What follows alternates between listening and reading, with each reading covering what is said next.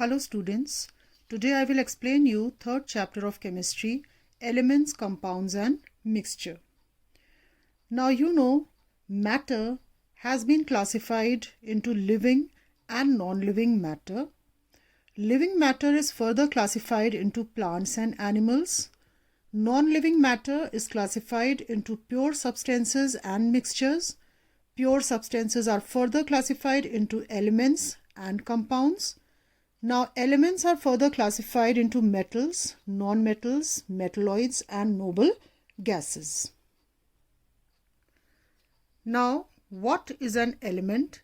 An element is a pure chemical substance which is made up of only one type of atoms. Like sulfur is made up of only sulfur atoms, zinc will be made up of only zinc atoms and so on. Compound. A compound is also known as a pure substance which is made up of more than one type of elements, but these elements are combined in a fixed ratio. For example, water, carbon dioxide, carbon monoxide, sulfuric acid, etc. Now we come to classification of elements. The first is metals. Now what are metals? Metals are solid, lustrous, good conductor, malleable and ductile elements. Malleable means the metals can be beaten in the form of sheets. Ductile, they can be drawn in the form of wire. Lustrous, they have a characteristic shine on their surface and they conduct heat and electricity. Mercury is the only metal which is liquid at room temperature. Next elements are non-metals. Non-metals are either solid or gaseous. Bromine is the only liquid non-metal at room temperature. They are dull and soft. Diamond is an exceptional case which is a form of carbon because it is known as the hardest known substance. Non-metals are generally bad conductors, non-malleable and non-ductile. They do not conduct heat and electricity. They cannot be changed in the form of sheets and they cannot be changed in the form of wires. Now we come to symbols and chemical formula.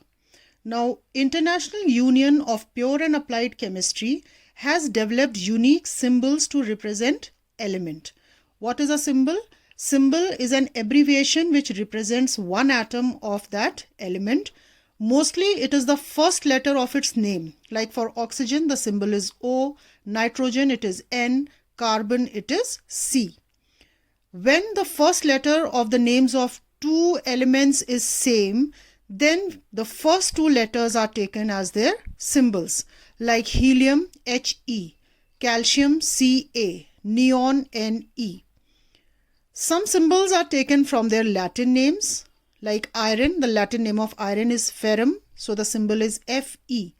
Gold, the Latin name is aurum, so it is Au. Now we come to compounds. Compounds are represented using symbols of their constituent elements, but it also shows in what ratio the atoms have combined.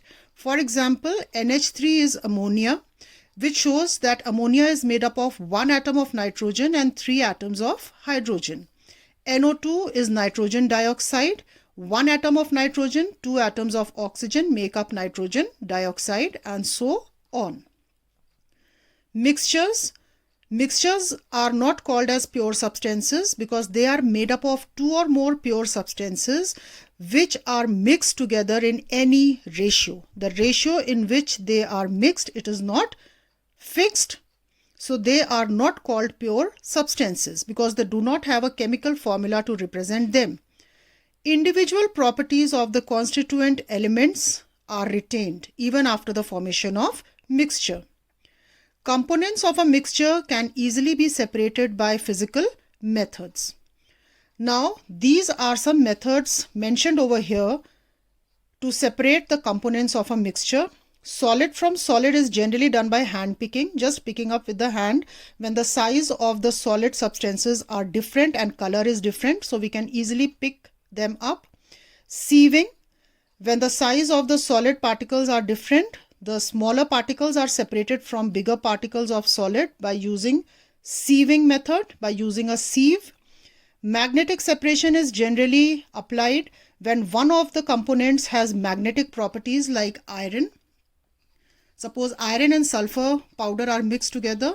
We bring a magnet close to the mixture, all the iron will get attracted towards the magnet. Sublimation, in which one of the component sublimes.